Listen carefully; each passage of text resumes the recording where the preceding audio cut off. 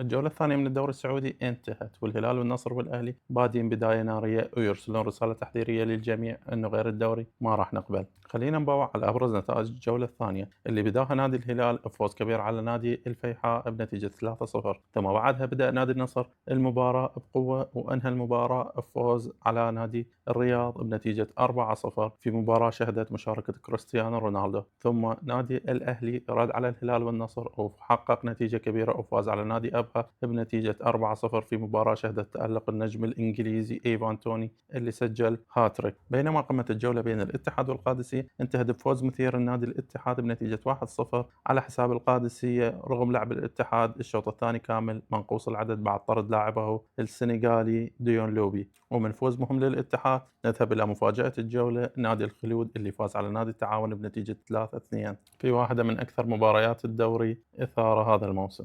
وباقي نتائج الدوري شاهدنا فوز نادي الدرعية على نادي الحزم 1-0، وشاهدنا فوز الاتفاق على نادي الفتح 1-0، وفوز نادي النيوم على نادي الفيصل 2-0. بينما مباراة الخليج والشباب انتهت بالتعادل السلبي 0-0 ببداية موسم سيئة النادي الشباب. بنهاية هاي الجولة نشوف بالصدارة خمس فرق مشتركة ب6 نقاط بالعلامة الكاملة اللي هي النصر، الهلال، الأهلي، وعندنا المفاجأة بالاتفاق ونيوم.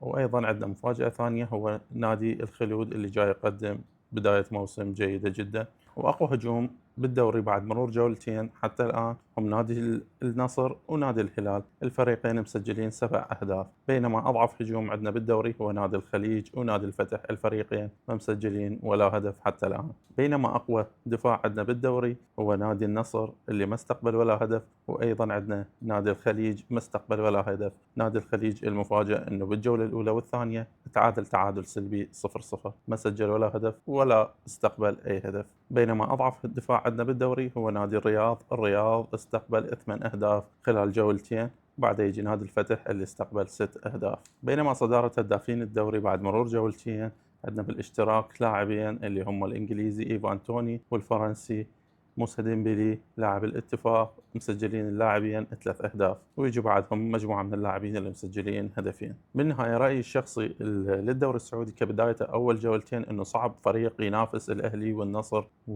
والهلال على لقب الدوري، لكن ممكن أنه بعض الفرق تدخل المنافسة، لكن مستحيل يستمر مع هذا الرتم لهذه الأندية الثلاث. كتبوا لنا آراءكم بالتعليقات، هل راح يستطيع فريق رابع يدخل المنافسة مع الهلال والأهلي والنصر على لقب الدوري هذا الموسم؟